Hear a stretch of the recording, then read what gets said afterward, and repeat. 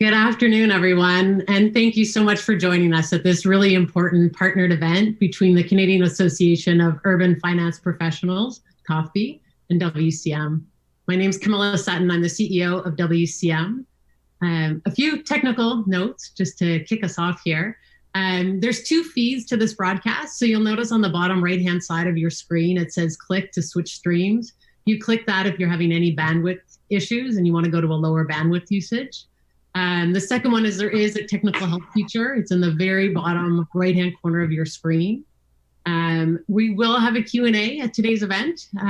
Put your Q&A, put your questions in anytime. You don't have to wait until the end. And in order to do that, you see that right to the right of that little info thing in kind of the top right part of your screen, you'll see a place you can put your questions in. And also we're really pleased to have Mayor Tory joining us for closing remarks at 5:25. And with that, today is a critically important time for the industry, and today's Black on Bay is a critically important topic. We'll spend some time talking about what has surprised our guests since the murder of George Floyd, what they are hopeful for, and most importantly, what each of us can do to be actively anti-racist and break down the barriers of systemic racism.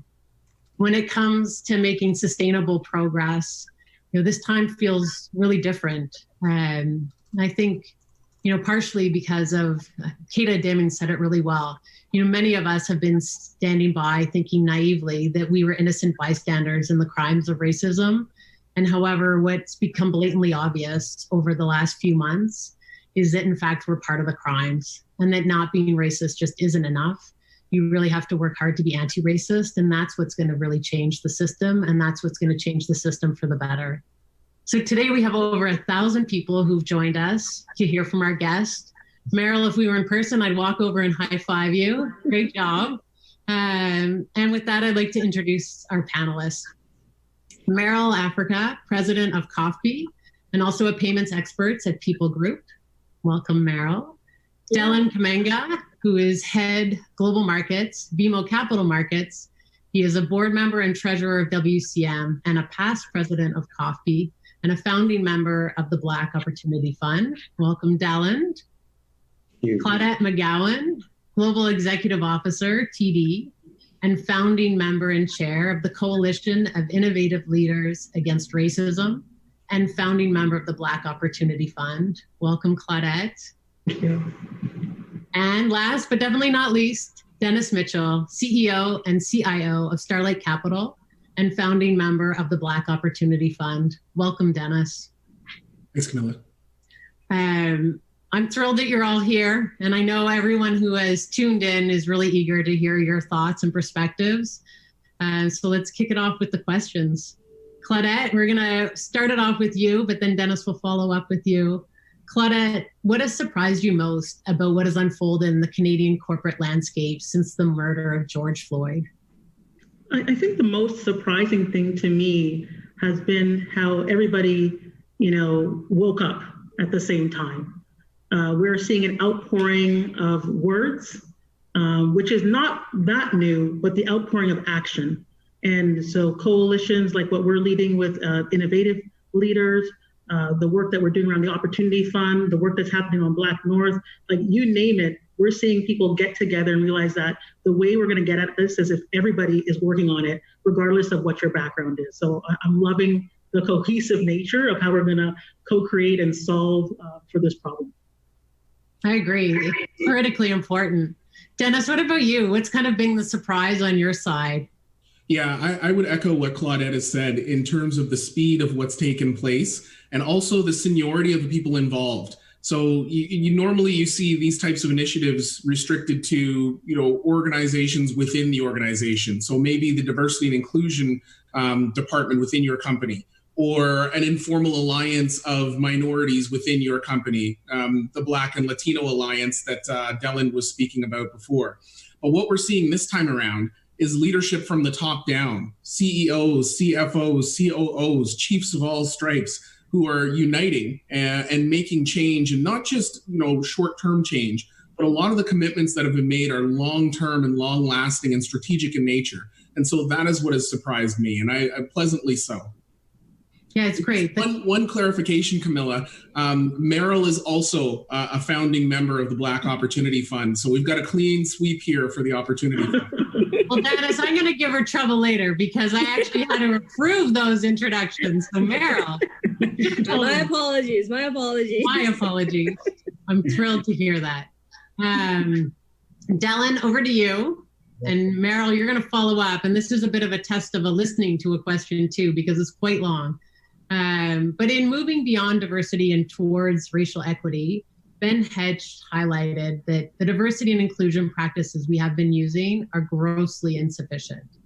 And instead of driving fundamental changes in organizations, they largely have been focused on really Velcroing new guidelines, practices, programs onto the existing structures and cultures of a workplace, really in an attempt to help employees of color fit in better and succeed. And today's racial equity and inclusion efforts must flip that premise on its head. And instead of trying to change that some people fit into the organization, it really has to be focused on transforming our organizations to fit all people. So Dylan, I'm curious, can you share some thoughts on how we transform organizations to really truly be inclusive of everyone? That was a great question, Camilla. And you and I have been on a few panels with Michael Bush in the past, who's CEO of Great Places to Work for All. And I think this is where we really need to move the needle, because you need to make sure that it's perceived as inclusive for all people. So one thing that he always says that's very important is psychological safety.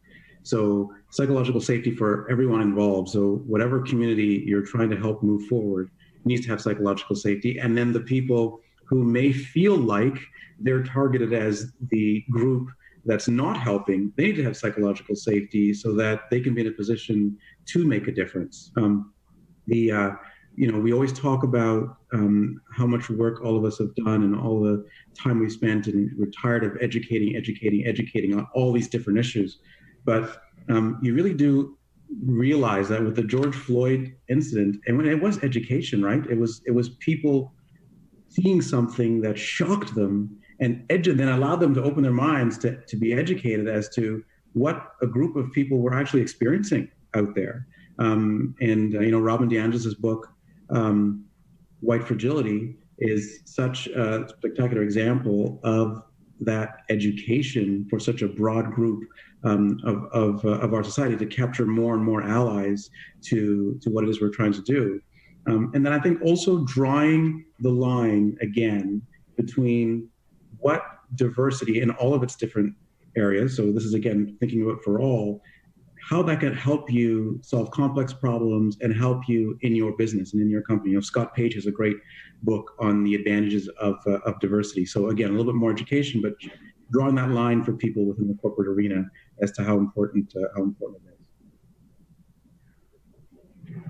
Yeah, so I mean, I totally agree with Dylan. I think psychological safety is first, not only for the diverse candidates that work within your organization, but also for the leaders who are there, right? Because for a lot of people right now, there's sort of that realization that, one, they may have their own internal biases, right? And so they're coming sort of to grips with, hey, maybe I'm not necessarily have realized, but I sort of think of certain people or genders in a certain way. So I have to kind of get accustomed to having a diverse workforce. And that means accepting that with a diverse workforce comes diversity of thought, which means there will be people who will challenge the way that I think, who may challenge the products that I'm trying to put out there, who may want to do something differently. And so how do you create an environment where you can sort of have those differences of opinions? It's safe, but it also doesn't feel like, somebody's constantly pushing back and forth. So I think, as we look at how corporations are embracing unconscious bias training, there has to be ongoing sort of cultural sensitivity training happening as well. And I think that's a big part of it, because you want to ensure that the people who work for you feel safe, but that also the leaders are constantly learning and are constantly evolving in the way that they approach people or understand their cultural or religious differences. So I think that's going to be a big thing that we need to look at if we want to transform the workplace. You're absolutely right. The journey of learning is so critical. If we had solved any of these problems or there was one easy solution, we would have already done it. And it's interesting too, because the space that I work in generally has to do with gender. And, for years, people have been saying, well, really, women leave because they have children. And the truth is, you look at our trade floors, if that was at all true, we'd have perfectly diversified trade floors by race, and we just don't. And so there's a lot more at play that's taking place. So, Dennis, over to you, and Claudette, I'll get you to fill in on this. But as I really briefly mentioned in the opening remarks, there's a significant difference between not being racist and being anti-racist. Can you speak to this a bit? Sure. There's a widely attributed quote that goes something like, all that's required for evil to succeed is the inaction of good people. And that, I think, greatly encapsulates the difference between being not racist and being anti-racist. We've got a number of tremendous examples across the world right now of, flawed leadership. And whether you talk about Bolsonaro or Putin or Trump, you've got tremendous examples of flawed leadership.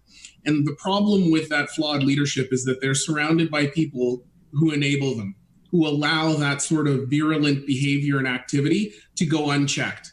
And it is really the people who oppose that activity and behavior who are the anti-racists in this example. And so, that's the political example. And that's the one that I think that everyone can point to and say, well, yeah, it's obvious that we should oppose this type of behavior or these types of actions. But when you bring it home to how can you be anti-racist, not just, not be racist yourself, but anti-racist, it requires you similarly to stand up. And, racism is a virus. Just like COVID-19. And the vaccine, if you will, or the cure is knowledge. And so what it requires for people to be anti-racist is first to educate themselves, right? Gather the knowledge, understand that, the old affirmative action programs weren't about taking jobs away from people who deserved it. It was about providing opportunities to people who were deprived of that opportunity. It's understanding how systemic racism it's not even about not creating a level playing field. It's about denying society the contributions and benefits of a certain class, a certain type of people. Imagine, the world if Warren Buffett and Bill Gates and Steve Jobs, imagine if these people had been prematurely streamed into economic outcomes that didn't allow them to influence the world the way they did. We would be poorer as a people. Our standard of living collectively across the globe would be reduced. But that happens every day to the Black community, to the gay community, to the Latino community, to women. And so where would we be if we truly had an inclusive society where people were allowed to sort of get to their highest and best outcome, if you will? So being anti-racist requires you to step out and take action, educate yourself, and then step out and take action to ensure that racism doesn't have a place to take root and prosper. And the benefits accrue to all of us, not just the Black community. It's a great answer. And, it really is. So, Claudette, I feel badly because you've got to follow this up. But over to you. Everything Dennis said, everything he said, ditto. No, first of all, it's about action. So I wholeheartedly agree with what Dennis said. And it all starts with the smallest unit, and the unit is one person.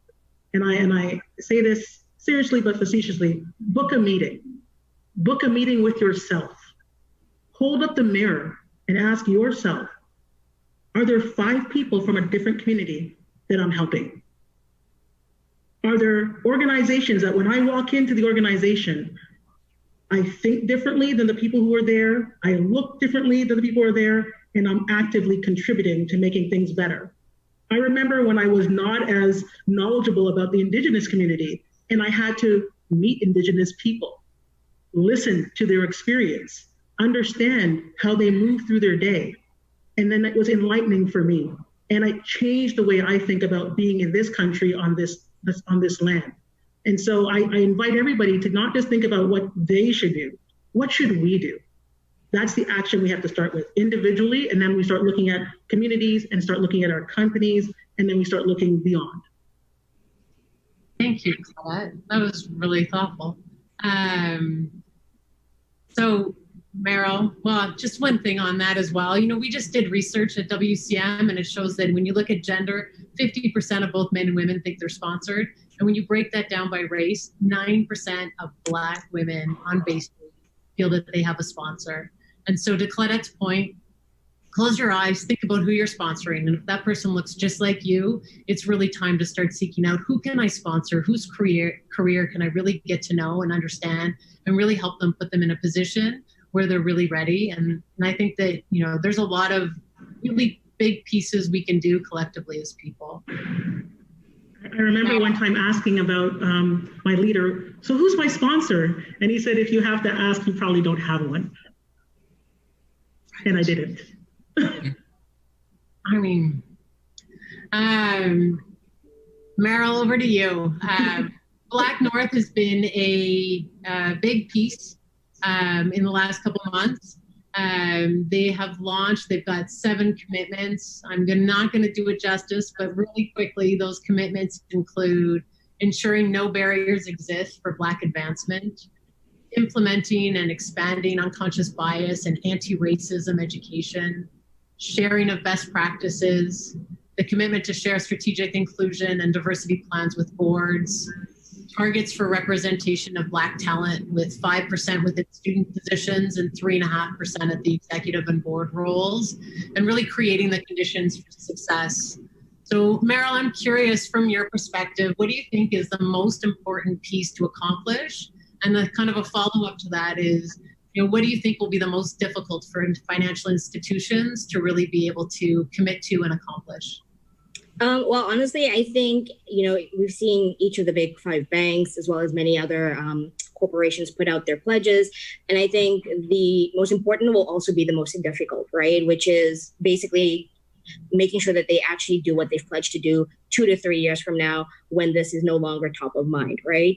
And I think one of the things that I have seen, and I commented about this in a Globe and Mail article where you and I were both featured, where we talked about, many of them are talking about, with they're going to extend sort of the numbers for their BIPOC, but, with an emphasis on Black and Indigenous. And so, for me, the difficulty is going to be, what is that emphasis going to look like, and how are you going to uphold that, right? Because for many years, we sort of had all these D&I programs in place, which are very well intentioned, but the reality is Black and Indigenous folks have been left behind. And so now we're asking you to hold yourself, to hold your D&I teams, to hold your recruitment teams accountable, to actually go out and, 1, be intentional about seeking talent if you don't have the talent. 2, looking at the talent that you already have and understanding, how do we, empower them? How do we uplift them? How do we get them sponsored so they're not, asking who my sponsor is, but you have leaders going out of their way to really, take younger or mid-level folks under their wing to really sort of mentor them. And then also, how do you take the ones who are already at that executive position and lift them up even higher so you can get them at that C-suite or at that board level? So I think that's going to be very difficult for them, especially because you have the same teams in place. And it's not a knock to existing D&I or HR folks, but they're really, their feet are held to the fire now. They're expected to step up in ways that some of them have never been able to do so before. And for those who have been trying, it's a great time for them, because now they kind of are going to feel a lot more empowered. So the same things that, most important are also going to be the most difficult for them to accomplish, and to really stay true to those pledges, even when, financially we're not doing well economically, right? And so that'll be interesting to see 2 to 3 years down the line when we look back at the space. It really will. I think the other important piece too is, there's traditionally what we've seen in terms of diversity programs is that it's targeted kind of one group, gender, or it's targeted Black. When you start the intersectionalities of groups, it becomes even more important. So it'll be really great if a lot of the progress that we see actually impacts both Black people as a group, but also that Black women aren't forgotten in that whole process, and then Black men. Yeah, I think that's the most important is really ensuring, and by setting up these new practices, I think is going to help all racialized groups, right? At the end of the day, because you're ensuring that there's equality for all. And just also making sure that we empower the Black employee resource groups today. Many of the FIs have budgets that are below $5,000, and that you can't really do much for an entire workforce with $5,000, right? So I think, having those who are watching right now, who are people leaders, you may not be part of your Black employee resource group, but you have a budget right? As people leaders. So figuring out how do you help some of these groups, empowering them, helping them to host events, helping them to enact policy, just so that we can really get that employee mobility.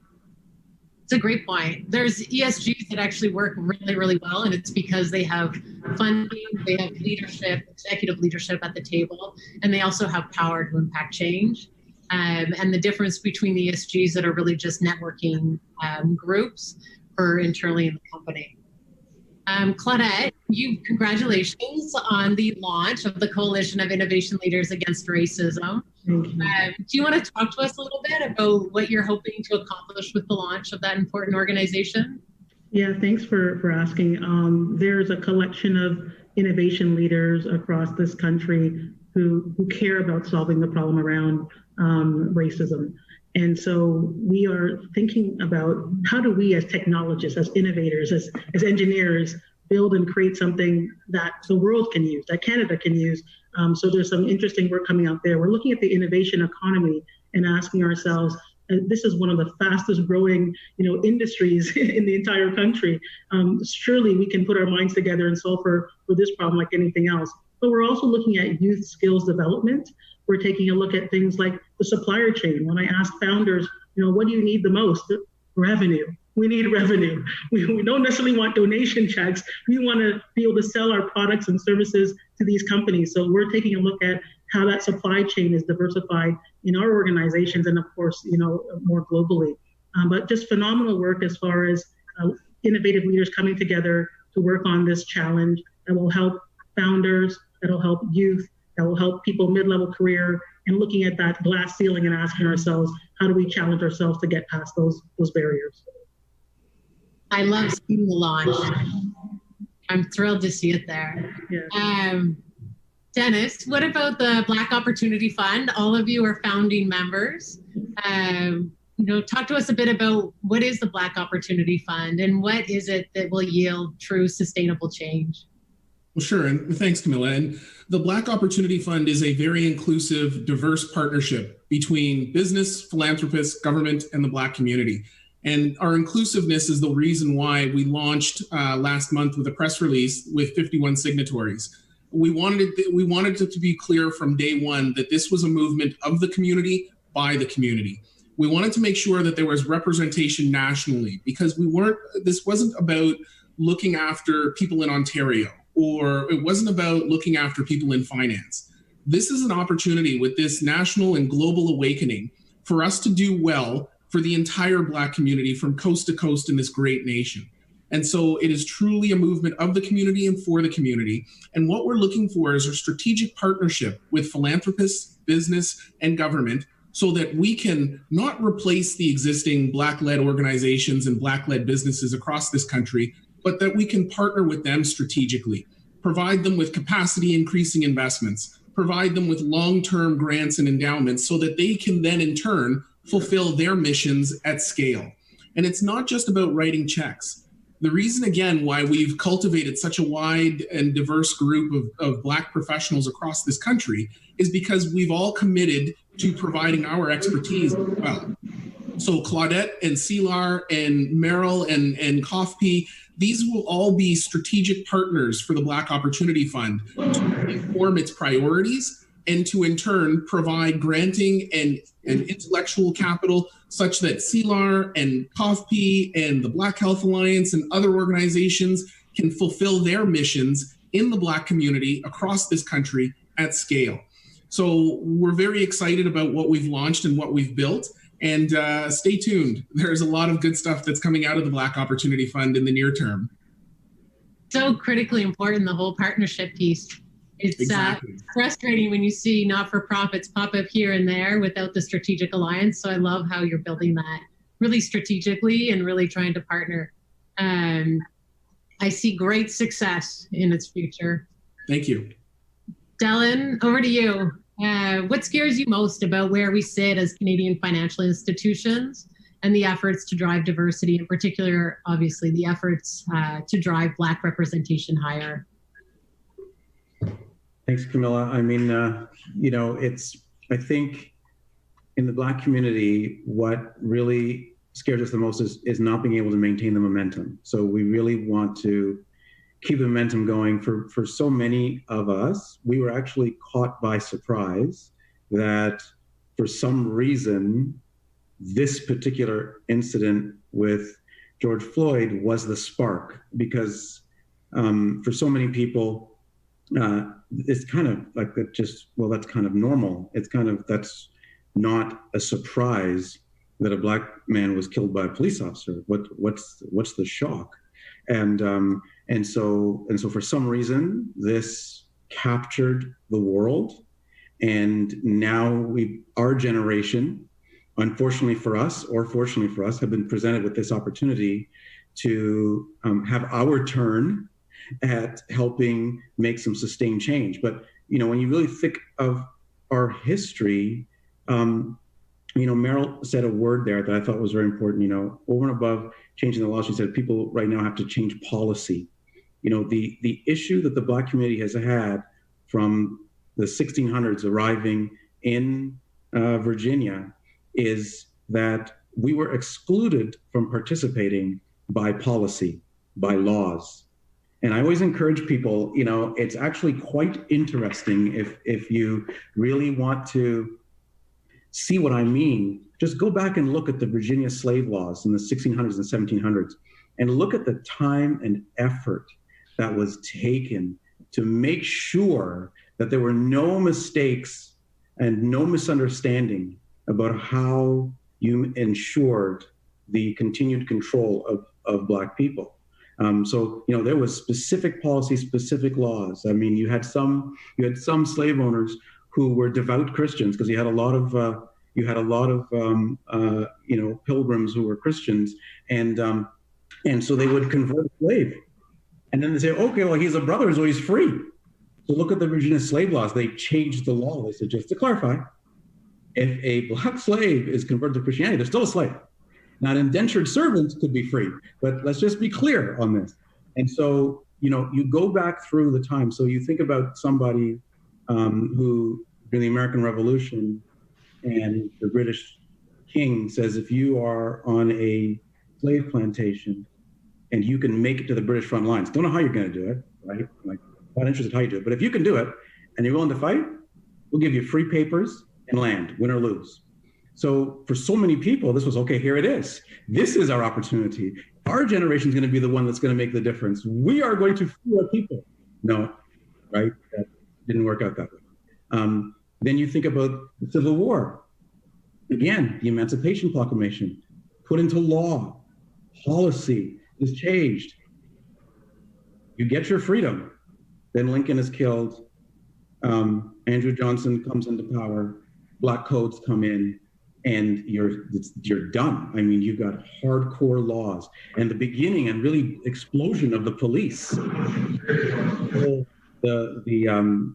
Black community. So, without going into a long history lesson, I'm sorry, but the point being that what scares me the most is that we don't capture this opportunity to enact policy and to make. And I say this out to not only the Black people on the line, but to the allies. Really, more importantly, we need you to help us enact policy that's going to change it for this generation.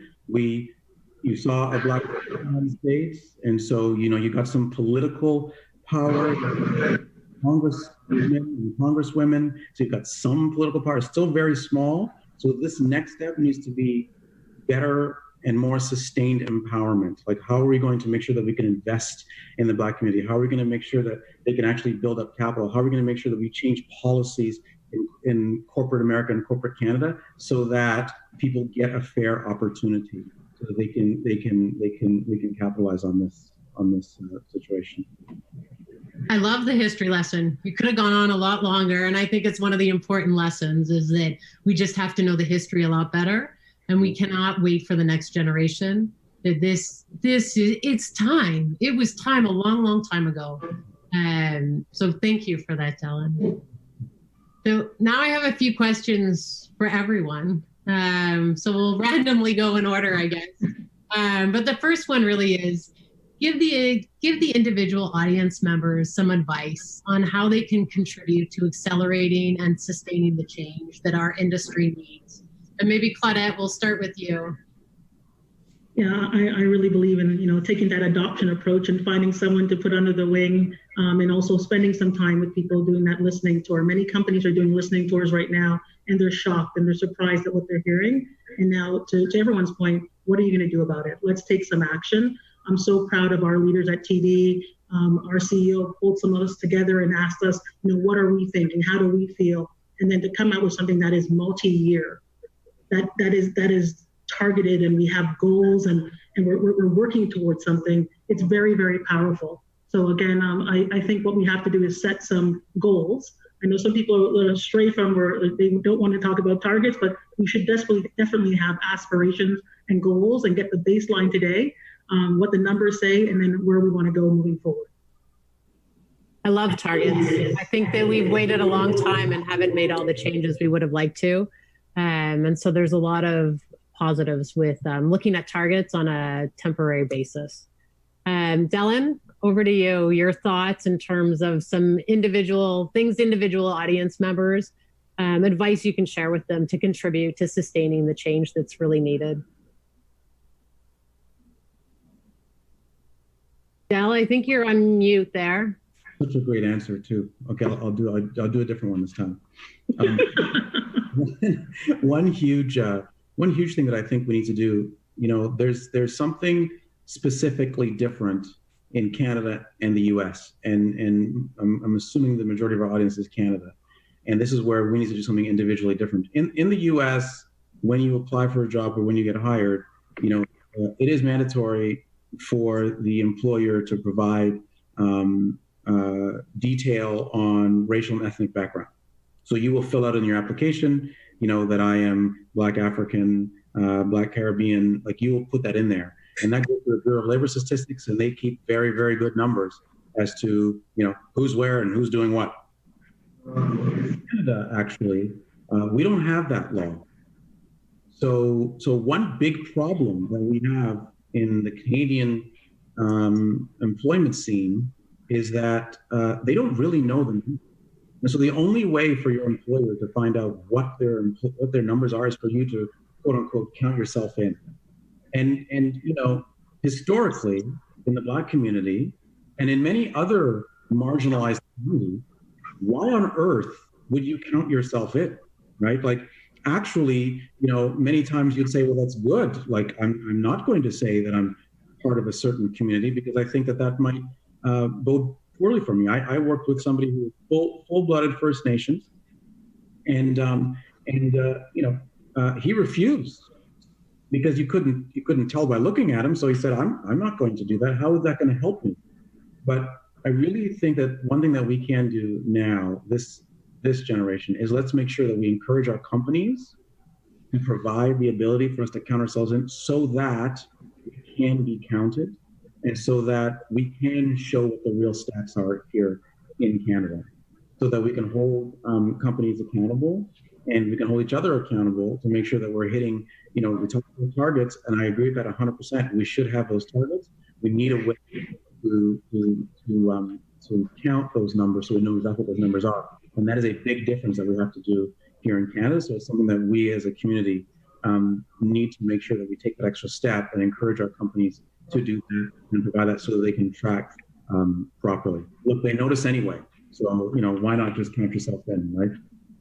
It's a great point. I see a lot of firms really struggling with the representation data, really trying to make it absolutely perfect and really trying to cut it in so many different ways. And instead of actually being transparent with it and releasing it, they end up very much struggling with it, trying to make it perfect. And sometimes perfection is not the point. We really need to understand where we are with representation data so we can start moving that dial quickly. Yeah. Meryl? So I will say the same thing that I give to some students, MBA students at York, which is for the young people who are watching. I think you have power in the interview process when you're interviewing for an internship or a full-time role, is to ask about, what does that cohort, that class, that internship will look like? What is that diversity? What are they doing if they're not already diverse to push diversity? And how do they empower folks who want to push diversity within the organization? And I think more and more people who come into the companies, especially the youth, start asking these questions, it's going to start to change that culture a little bit.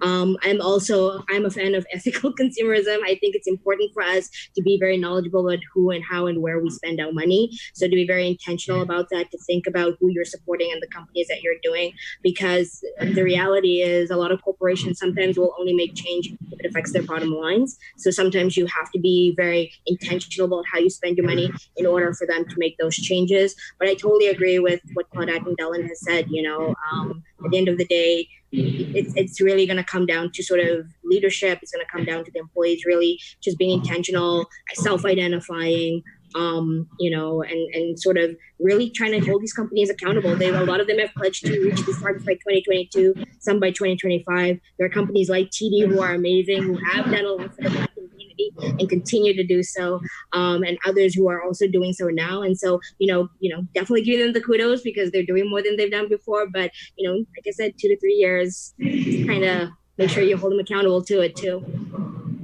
You're so right. There is nothing that moves an organization faster than when they're trying to recruit great talent, and that talent starts asking about, how are you participating in the diversity dialogue? What does your representation data look like? That can really drive some significant movement. Dennis, over to you. Sure. What I would say is get involved. I made the point earlier that racism is a virus, a disease, if you will, and the cure or the vaccine is knowledge. So I would say to people who want to be part of the struggle, support CELAR, support the Coalition of Innovation Leaders Against Racism, support CAUFP, support the Canadian Association of Urban Financial Professionals, support the Black North Initiative, support the Black Opportunity Fund, but get involved. If you are a supporter of the Black Opportunity Fund, you will be part of the discussion. You will then be privy to the shared lived experience of Black people across this country. It will inform you and improve your knowledge level.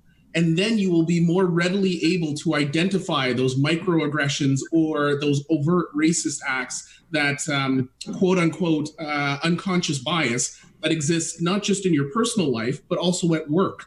And that will then arm you to be a better ally, to speak out against these types of things and make for a more diverse and inclusive, whether it be workplace or church group or what have you. So I would say support, get involved, and then direct that outward so that you can be part of the solution and take up that mantle of anti-racism instead of just being not racist. That's critically important. So again, it's our last question. So I encourage you, we have a ton of questions coming through the Q&A box, but I encourage you to enter your questions there so that we can get them to our panelists for their thoughts. Yeah. Did Dylan get a chance to address that question? Dylan, yes, he did. Okay, sorry, I want to make sure. No, thank you very much, Dennis, for being so thoughtful. Dylan. Very inclusive panel. Very inclusive panel. Certainly what was happening behind the scenes, you guys have really befriended each other now, so this is good. So in terms of our last official question, it's to everyone again. If you could require that as an industry, we do 3 things to accelerate the attraction, the retention, the promotion, and the inclusion of Black talent in our industry, what would it be? And so maybe we'll start off this time with you, Meryl. I would say partner with CAUFP, partner with CAUFP, and partner with CAUFP. So, so I think, CAUFP is a really great resource. A shameless plug, but I have to do it. For those who are working in organizations that don't currently partner with us, we have over 600 professionals who work across Bay Street. We have a youth summit coming up on September 12th, where we bring in over 100 Black students from across Canada and expose them to various careers. So it's a great place if you're wondering how and where to find youth and talent.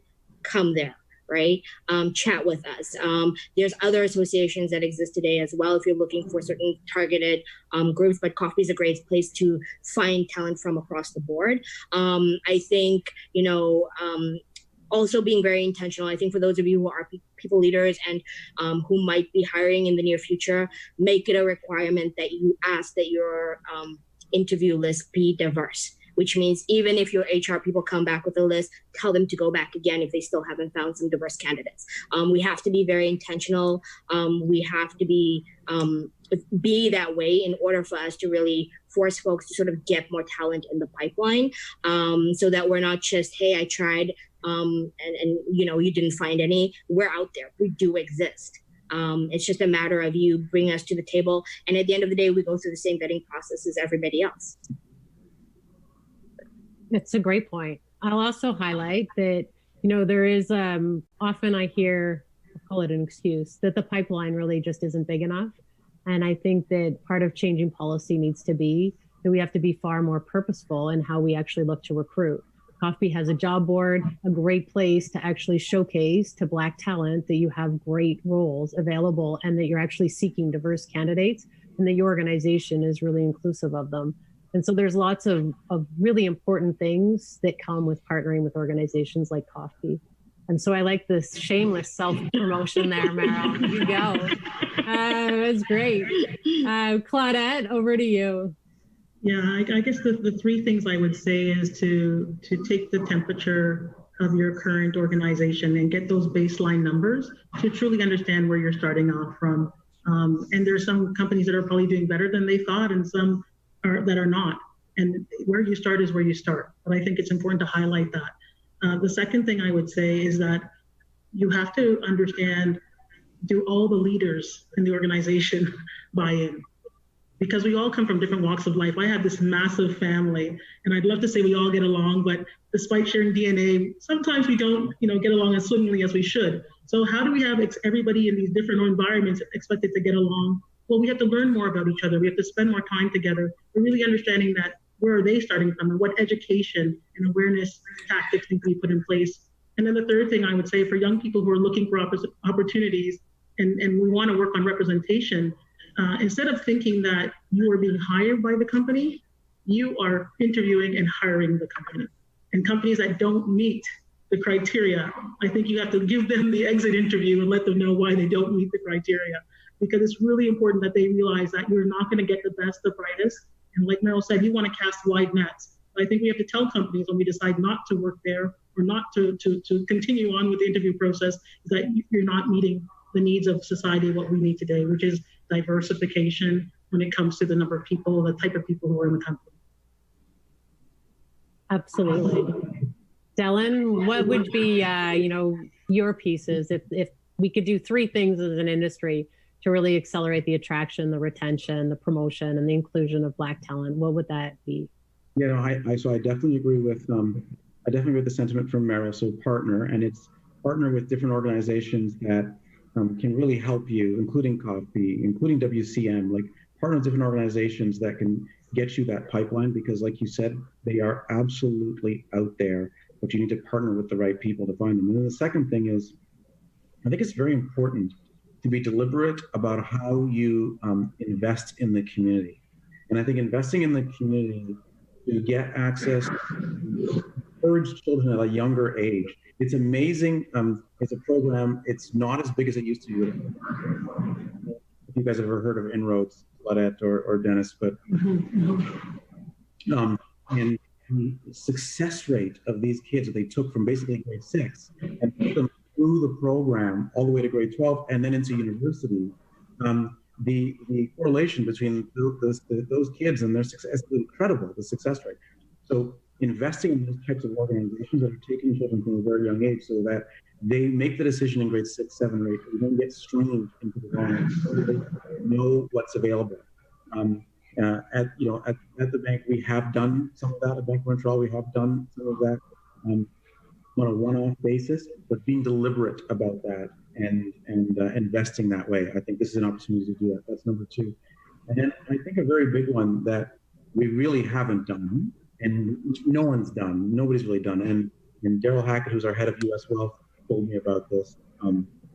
It wasn't actually his quote. He just told me about somebody else's quote. Melody Hobbs, who's the CEO of one of Dennis's competitors in the States. I won't say the name of her company, but she had a quote and said that, in business, we measure our success all the time. We measure what matters, and we hold ourselves accountable every single year.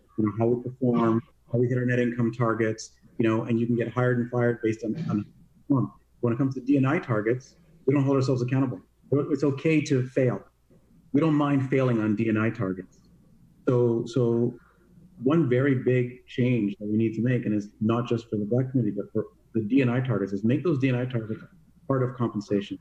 Tie them to compensation, maybe not to the heads of global markets, but to other businesses. And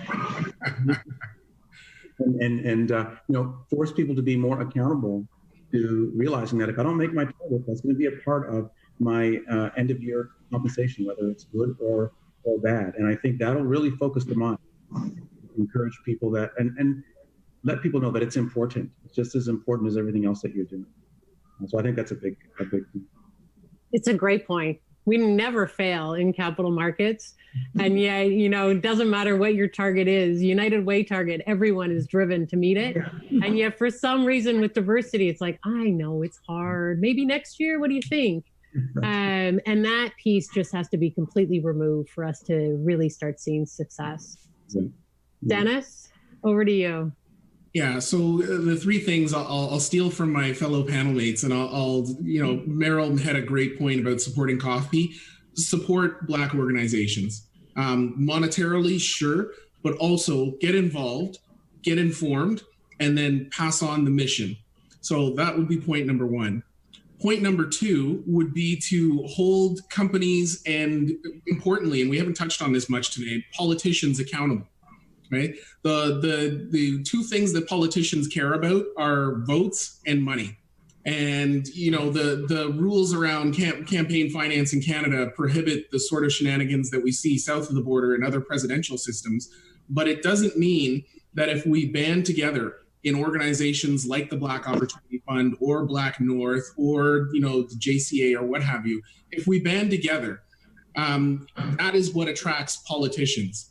Bundles of votes, groups of votes that are informed and committed to seeing change, and of course can write multiple checks. That is what gets political action. And then to steal from Dellen's point, of course, anything that gets measured gets worked towards, right? So make diversity and inclusion a line item. And quite honestly, we've shown that increasing gender equality in businesses results in better economic performance of those businesses.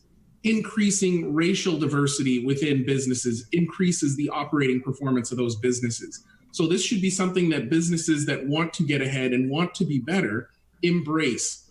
And then finally, a little bit of originality from me this time. Privilege exists in every community. And so I was actually taken aback by my own privilege in a conversation I had during community outreach on behalf of the Black Opportunity Fund. And we were specifically talking about bring your grade 9 to work day. And I launched into a long spiel about how, I took it so seriously. My children both came to work with me on grade 9 day. And, I curated a whole program for them. I brought them through asset management and equity research and sales and trading and gave them this whole immersive experience. And the person I was speaking with said, my brother works at a cafeteria. And so he doesn't bring his children to bring your grade 9 to work day. So they never get that type of experience. And I was really, really taken aback by the privilege that I enjoyed as a successful Black professional that other Blacks didn't enjoy. And so I would say outreach. And I don't mean diversifying sort of your sources of recruitment. I mean grade 9 day. There's nothing stopping Starlight Capital from saying, you know what, we're going to bring in 5, 10, 20 children from the Black community in grade 9, and we're going to give them an experience they wouldn't normally get. We're going to show them outcomes that are within their grasp. We're going to inspire them with purpose, and we're going to give them permission to dream. There's nothing stopping us from doing that at Starlight, and there's nothing stopping the large financial institutions on Bay Street from collectively putting together programs like that across this great nation so that we give these children a chance to aspire to something. And that will fill your pipeline. Maybe not today or tomorrow, but that will fill your pipeline with eager, motivated Black professionals of the future who will then allow you to meet these diversity targets a little more easily. So those are my three. Thanks for that, Dennis. I truly don't believe the pipeline is an issue. I really think it's just that we don't know enough people outside of our own circles, and we start to think the pipeline only looks like the people we know.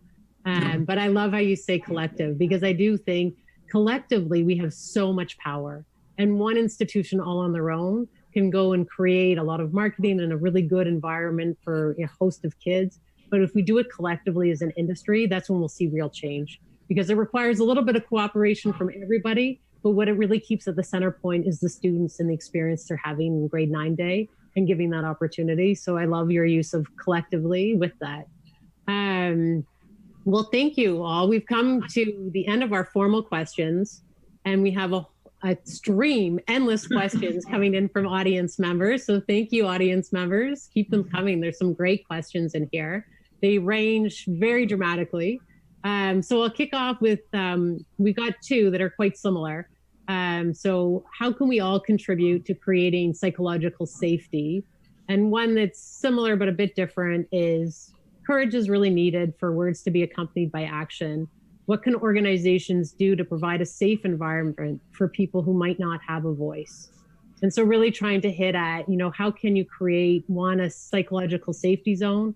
And how can you also create that safe environment so the voices can really be heard? Does anyone want to kick off with some answers to some tough questions, but really important ones? Those are tough ones, Camilla. I'll give it a shot, and then Claudette will come with a good answer. When you look at the psychological safety is an important one, because when you look at people who are part of a marginalized group, I'd say in the last few years, people have felt a lot more empowered to speak up. So you will speak up, and you will happily say what's happening. But obviously, if there's not change happening, it's because there's another group that doesn't agree, but they're too afraid to speak up. But they have the power to make sure that no change happens. So the psychological safety is, please, let's all be open-minded so that you can have an environment, whether it's through your resource groups, whether it's through small groups where you have managers hosting small groups, whether it's through learn from difference training, this type of thing, where people who have a different opinion can speak up and don't feel like they're going to be attacked, or don't feel that they're automatically going to be called a racist. Because it's very important to hear that other point of view so that you have an opportunity to educate. And so I think that companies can make sure that they create that type of environment where their employees believe, look, I can give another opinion, but it'll be met with a response and education. We had just one person at our institution who had a difference of opinion on a message board. And I was actually very encouraged that they were willing to speak up. And it was excellent. And then our head of wealth, Joanna Rotenberg, wrote a response. And it was a very well thought out, great response and an empathetic response. And so I feel, I didn't actually talk to the person, but I feel like, they got an opportunity to be educated. They felt psychological safety to say it. And then the response was one that allowed them and anybody else who hadn't had the courage to speak up to say that. So I feel like those communities that are looking for change, one thing that is incumbent upon us is to make sure that we welcome the question, opportunity to educate, so that we can create that environment of psychological safety, so that we can actually get some change. A really good story, Dylan. Unfortunately, they're rare. It seems, that people don't have the courage to speak up when they're trying to educate themselves, and then B, if they do, and they're maybe in the earlier part of their diversity journey than others, and they really get slammed. So it's a really positive story you share. Thank you. Claudette, did you want to add to that now that Dylan set you up, or you prefer a whole new question? It's not the first time Dylan set me up, I'll say that. So thank you, Dylan. Two things. One is that one thing I learned from the Indigenous community is this concept of a sharing circle. And so people coming together to share ideas, experiences, and best practices. And it's something that we want to tap into for CELAR, in that with these companies, these founding members, there are things that are going remarkably right at their companies. And we want to get all those best and good and better practices and say, how do we share that beyond just the four walls of our own companies, but with all the different organizations. So you'll see a body of work coming out soon around the things that we think are working really well, but also us to be very transparent on where we've got our learnings and where things didn't go as well. So I think it's important for us to share as much as possible and to listen and to work in those open environments. We call working online social, we're all home right now. And so we're using remote collaboration tools like what we're doing here today. We need to be able to share in public spaces and work out loud without knowing there's going to be any kind of repercussion, because that's really why people don't speak up. There's fear. And we need to make sure that we address the ability for them to speak and act without fear. It is good. It's, the education piece is critically important. I love how you term the learning circle and the listening circle. Though I do find sometimes it's an organization's first response is, let's do a survey. Let's sit down and really talk to people. And the other side of that story too is that I think we know that we have a lot of areas to work on, and the solutions aren't going to be little tactical problems. They're going to be really big policy changes. It's so much easier to debias the policies. So, it's a very interesting time. Following up on that, I have a question here about many on the panel keep mentioning that leaders should educate themselves. Where can they go and get that education? How can they engage and not feel scared? So kind of similar to the last question, but really about leaders. And certainly I know that we see this an awful lot, is that it is a journey for everyone. And many people feel they're in different parts of the journey, and not everyone has really are able to really self-reflect and understand exactly where they are in that journey. But I'm curious to our panel, where do leaders go to really educate themselves in a powerful way? I just want to say that whenever we want breakthrough performance, we get a coach. And when we want to be exceptional leaders, we get ourselves a coach. And when we be exceptional golfers, we get ourselves a coach. If you really want to know how to navigate the terrain of working with all these different types of people, different hearts and minds, my suggestion is to get somebody who specializes in this field, who can help you on your journey, your personal journey. Yeah, if I can add to Claudette's comments, one of the early allies of the Black Opportunity Fund is the Canadian Centre for Diversity and Inclusion. And Michael Bach, the CEO, has been phenomenal over the years of driving diversity and inclusion, of bringing awareness to the plight. So that would be a great resource. CAUFP is a resource. Black North is a resource. CELAR is a resource. The Jamaican Canadian Association, the Black Business and Professionals Association, Black Business, the Calgary Black Chamber, the Black Opportunity Fund. There are a number of community organizations, there are a number of individuals, and there are a number of national organizations that have information, literature, and most importantly, people who can communicate not just knowledge, but shared lived experience, so that people can immerse themselves, gather the information they need, and potentially have partners and allies in delivering that information into their organization. We throw the word culture around all the time. Culture is boiled down to the things that we celebrate and the things that we discourage. And that informs people's behaviors, and it informs the environment that we live in and work in. So it really has to be top down from the leadership. Whatever they value, whatever they discourage, that informs sort of the environment and the culture of the organization. So if your leaders are seeking out that information and bringing it into the organization, that is what will shape your culture, and that is what will drive your employees and affect the change that you're looking for. Very true. I was thinking, Meryl, that there's so many great people, whether it's Kiki Ojo or Jonathan Hood or Carlin Purcell. Wouldn't it be great to get a resource out so that leaders know who we see as folks that can really help them on this journey? So I'd love to offer that up. That's a really great idea, Claudette. We will definitely work on that, and we can probably share it and send it out to all the attendees. And I totally agree with what Dennis is saying. So last year, for example, CAUFP hosted an event with Asians Without Borders, and that was a really great event because we had two minority groups come together and talk about their lived experiences.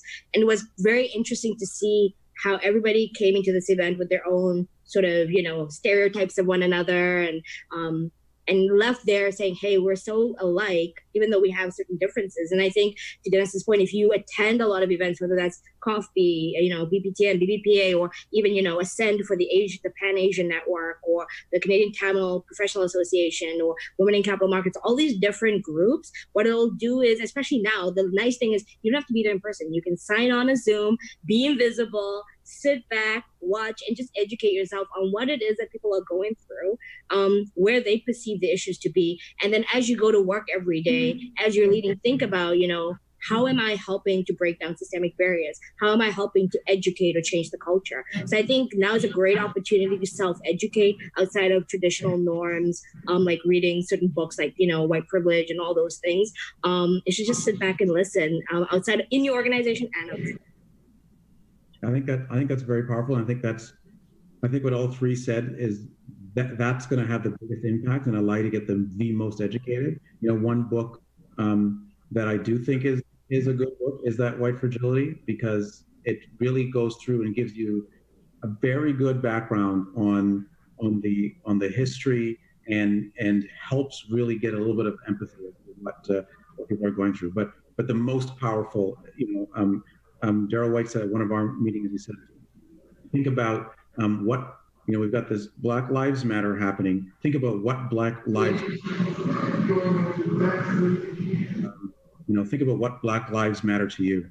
And so think about that. And that's a big way for you to get educated. Go and talk to those people when you make that list. And that'll be a big part of how you get educated.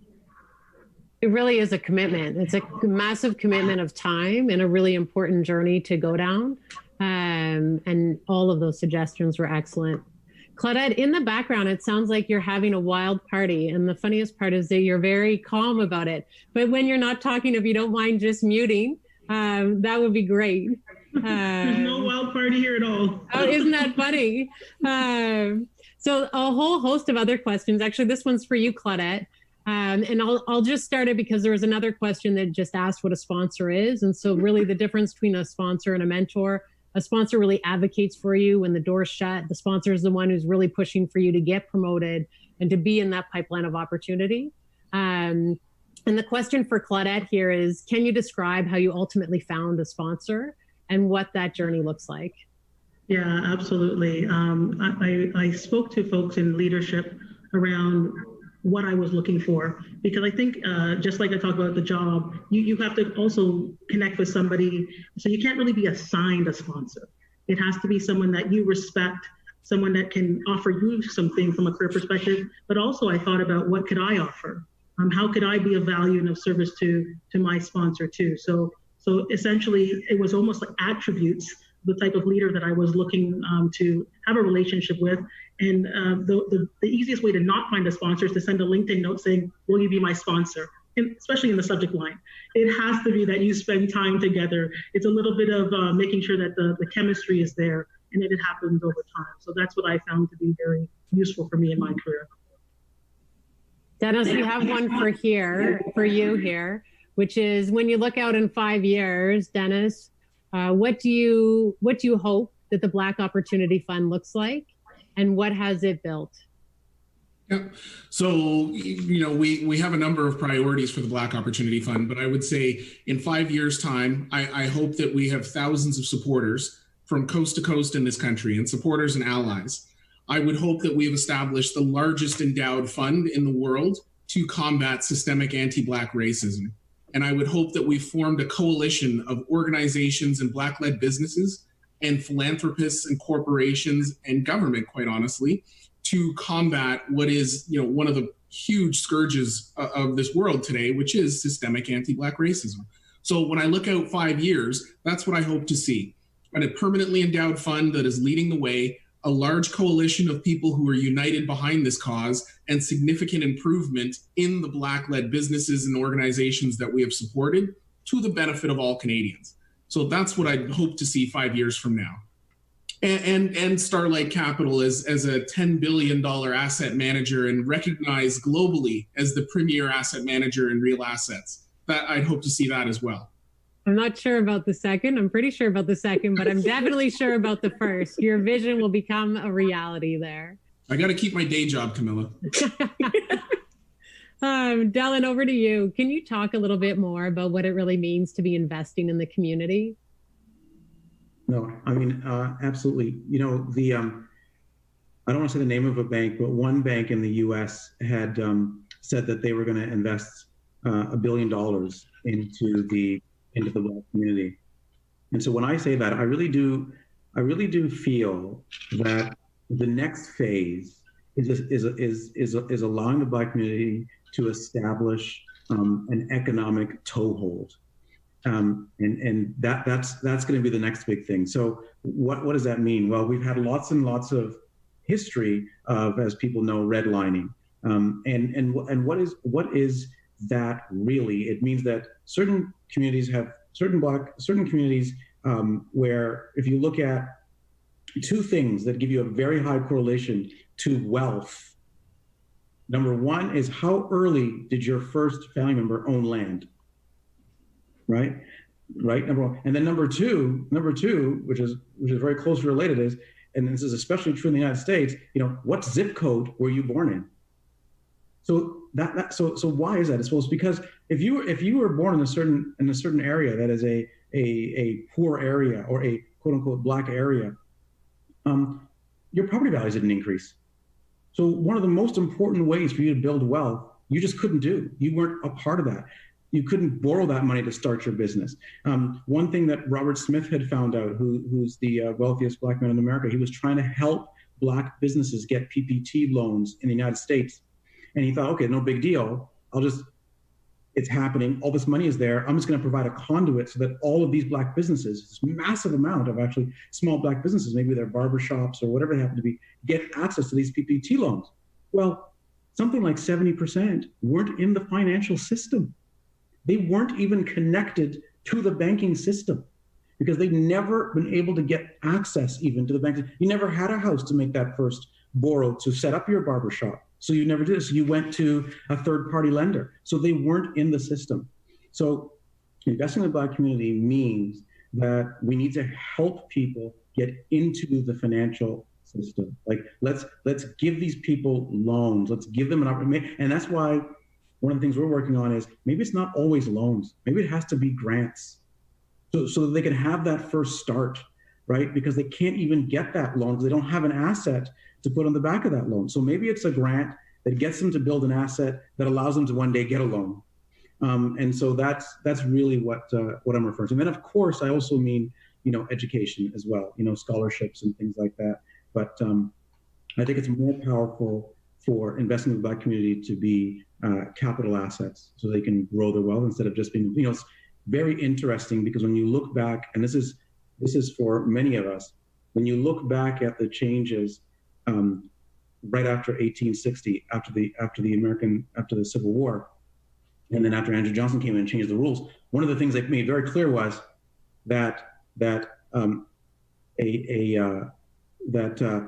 Black person could now be a laborer, but not an owner. There was one rule in there was a laborer, not an owner. So really all of us who work for somebody, there's really only two definitions, is an owner or a laborer.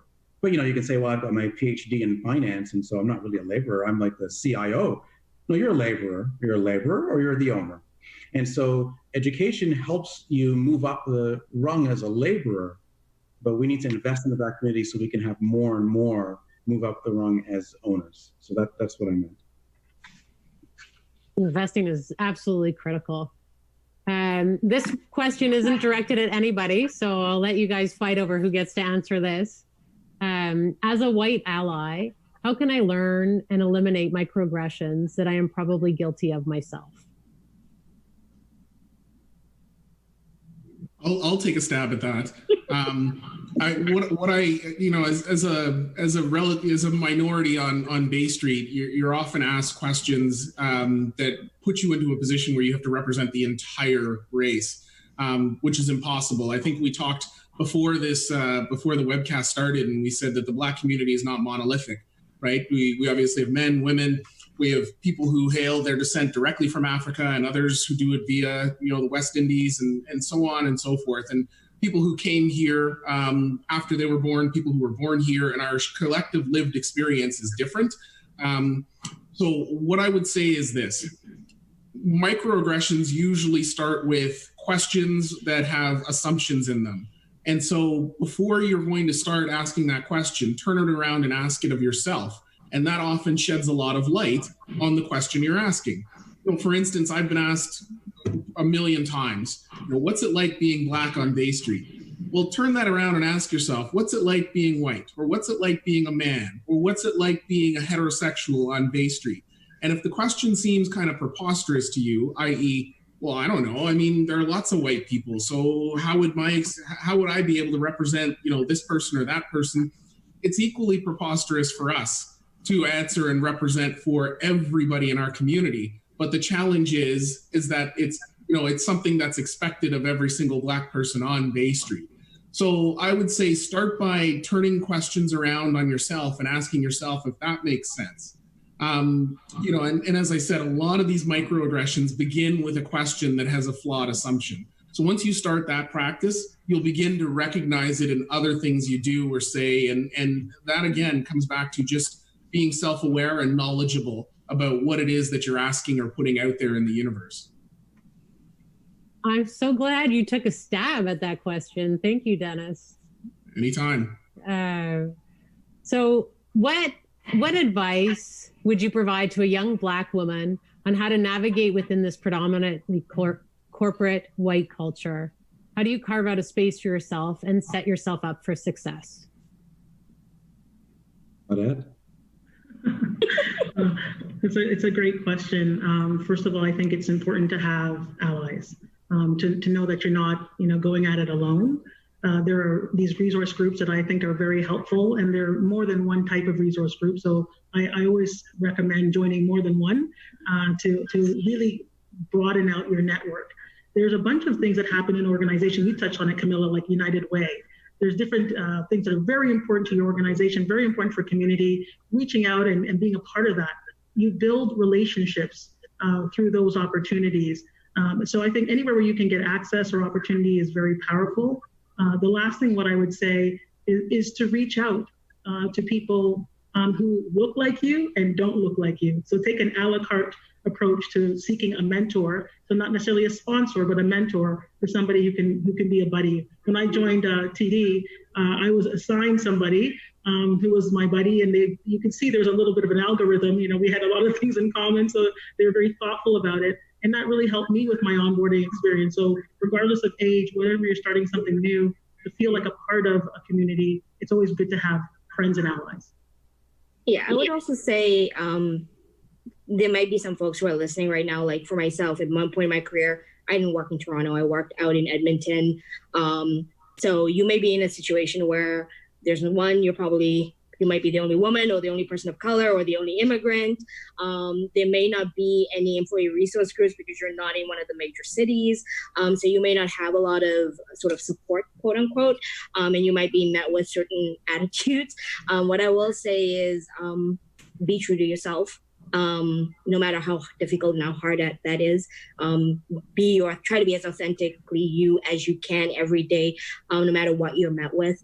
And also try to find commonalities. Sometimes you will find, I had situations where I ended up bonding with people who, I knew that they were not friendly to me because of the color of my skin.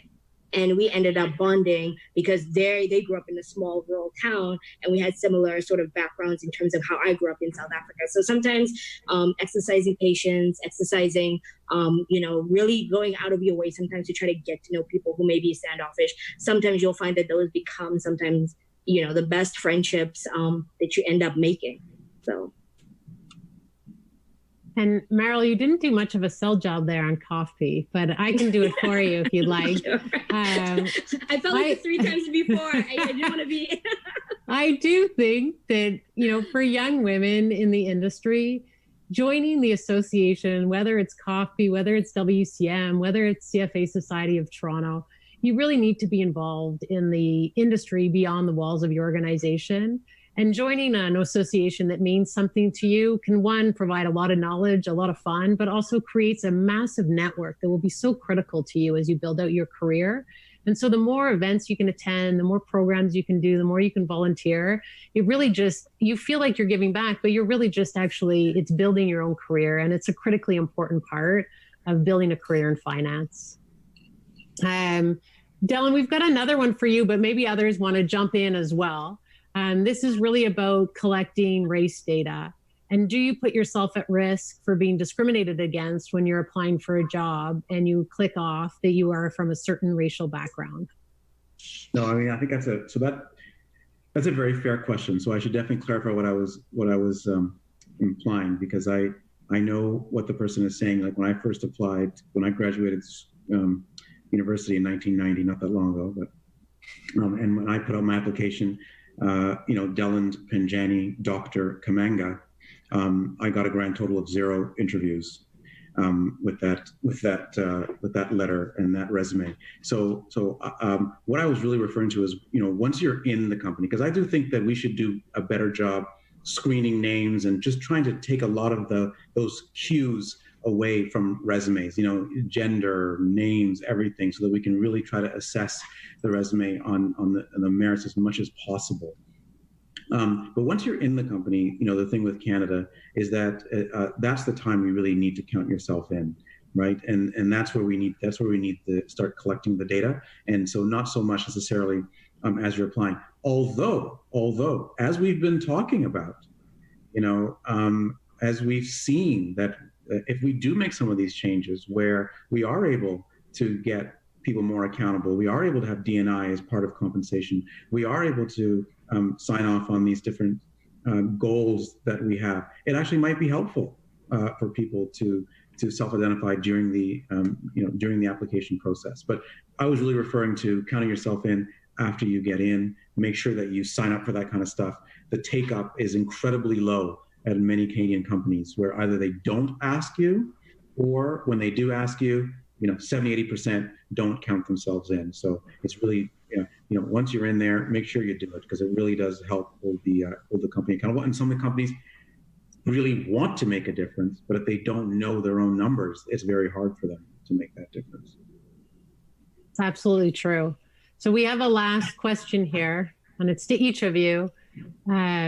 Could you just share with us what you think is the most important takeaway from tonight's event?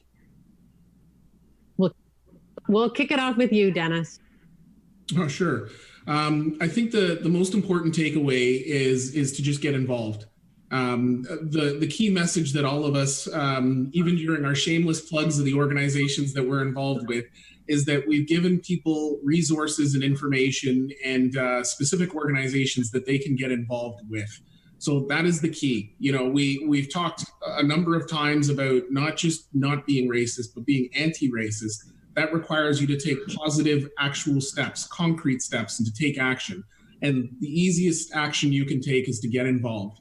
So whether it's supporting these organizations or joining these organizations, that will drive your knowledge level, and that will help you drive out the racism that's around you, whether it's personal or at work. So get involved, get into the fight, work with us so that we can eradicate systemic anti-Black racism. Thank you, Dennis. Meryl, over to you. Probably the same thing. Yes, definitely get involved, be intentional every day. So think about, to Claudette's point earlier, if I think it was Claudette who made it, if you're mentoring and the person doesn't look like you, try to seek out somebody in your organization who may need a mentor or a sponsor and try to form a relationship with them. If you aren't involved in organizations like CAUFP and Women in Capital Markets, this is your first time, it's a great time to get a membership. If you're a TD and RBC employee, your CAUFP membership is paid for. So just FYI. But I think, yeah, it's just being involved, being intentional every day in your interactions, and trying to think about ways that you can sort of make Bay Street a bit more diverse in whatever small way that you can. Claudette, any parting thoughts on what the most important piece is here? Yeah, when I reflect on my career, access and opportunity, those were the game changers. And if you're hungry and you have the will and the skill, go for it. And if you're in power and you have the ability to extend access and opportunity, provide it. Thank you. Dylan? You know, I'd say two things. Number one, it goes back to the first question you asked. You know, what's the biggest fear? And I would say that's, you know, help us maintain the momentum. So we've had such tremendous momentum, such tremendous take up. So my biggest ask and my biggest takeaway would be help us maintain the momentum. And then I'm going to quote something that a great woman who used to work at the Bank of Montreal in technology and operations once said, and that is, you know, if your friend group, your senior employees that you work with look exactly like your dinner table, then if you sit on your dinner table, then it's going to be very hard for you to make a difference. So let's add a few different people to your dinner table so that you can get some empathy and help make a difference. So those are the two big takeaways that I would leave you with. It wasn't exactly Claudette, but I remember it's something like that. It was very good. I'll coach you after. And now it gives me really great pleasure to be able to introduce for closing comments the Mayor of Toronto, John Tory, to really close out this very important dialogue. Thank you very much for joining us this evening. Well, it's my pleasure, and thank you for having me. And can I just say to CAUFP, this is, of course, I think maybe the second or third event that I've had the privilege of being at, and I've just been listening to this discussion, and it's so constructive and so right. And I just want to say, look, coming from me, given that you're talking about anti-Black racism and so on, I don't know whether my endorsement of what I just heard carries any credibility, but, you know, I think it's as much as anything else about leadership development and human beings, that when I heard all that advice coming from each of the people that I just heard from in the last little while, saying, get engaged, step forward. The more you can network, the more places you can belong outside of just going to work every day. It is going to help not only develop your own career, because I think regardless of what your skin color or any of your personal attributes are, people get to know you, you get to know them, they see what you're all about and so on. But it starts to, to give Black professionals a presence in all of those places, or more of a presence than they already have. And by the way, I'm talking, as I think the others were, about organizations that stretch far beyond whatever it is you do during the day. So it isn't just about women in capital markets and CAUFP. It's about the United Way or the Daily Bread Food Bank or an environmental organization. I found, and I talk about this all the time, that, in my own career, and look, I came from a white privileged background, obviously, but I found that, I'll tell a funny story about that. I was told when I was an articling student that I should go to the meetings and sort of just, quietly carry the papers under my arm, which I think was my main purpose. But when I got there, I was supposed to refer to everybody as sir or ma'am and Mr. this or Miss that, and be very sort of respectful, because I was young. I was like 25 years old.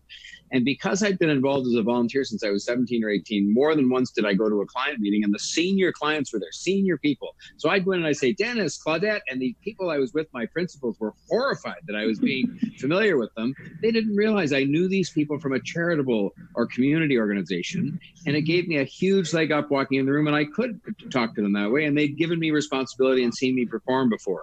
And so I just think that advice that people were given, just by the panel tonight, and the need for you to step forward and ask people for help as a mentor. I want to talk just for briefly, and I know I'm not to speak for long in total.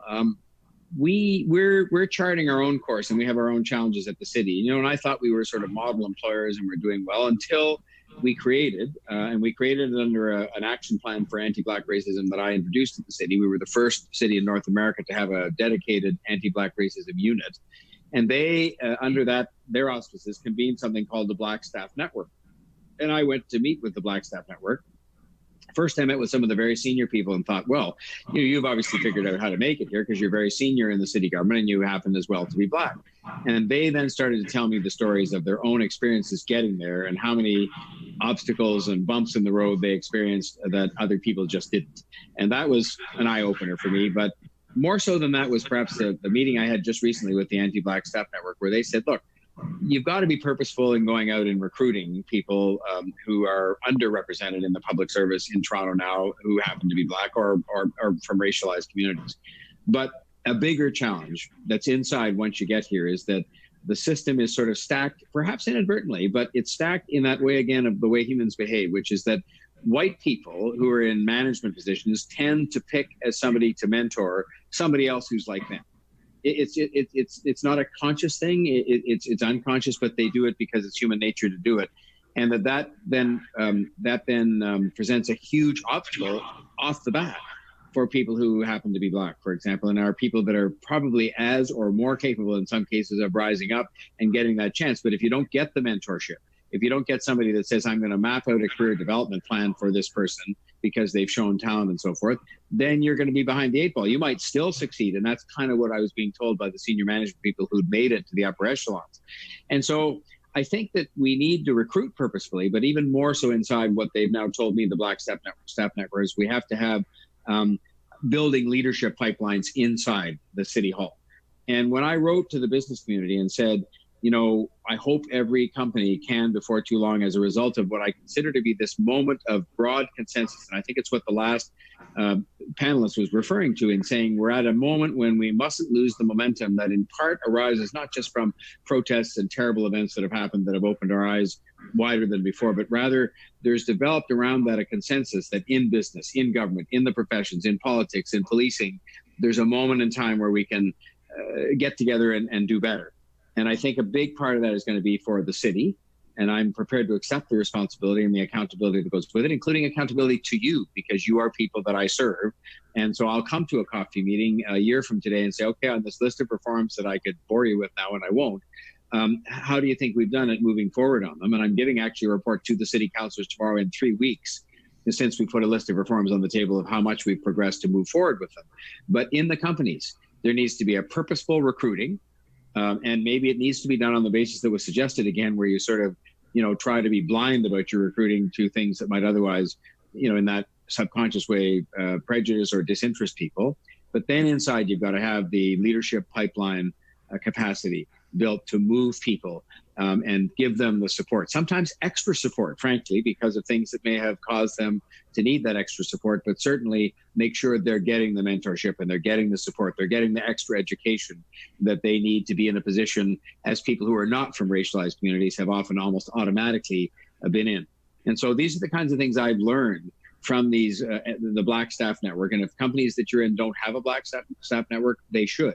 And they should be meeting with the CEO, whether that person is Black or brown or any other description, to share the kinds of things that I'm learning from our Black Staff Network now, because all this has to be purposeful. So I want to just commend the organization CAUFP for what they're doing by having these seminars. I've been to more than one now, and I'm happy to come back and just be at the back of the room listening, because I learned from listening to the panelists that I heard speak earlier on.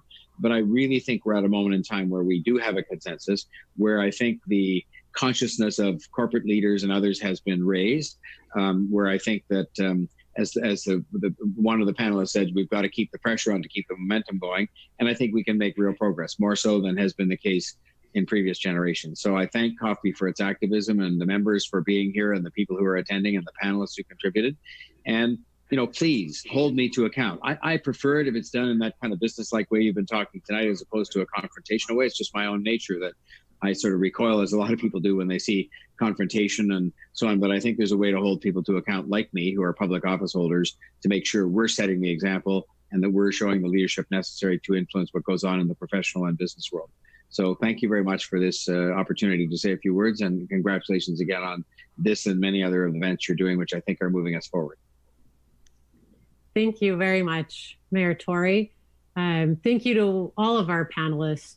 Your authenticity, your thoughtfulness, it really was a pleasure to be able to hear all of you speak today. Thank you to both WCM and CAUFP sponsors who who really made events possible by your sponsorship of our organizations. That's what keeps the wheels turning. So we really do appreciate those sponsors. Thank you.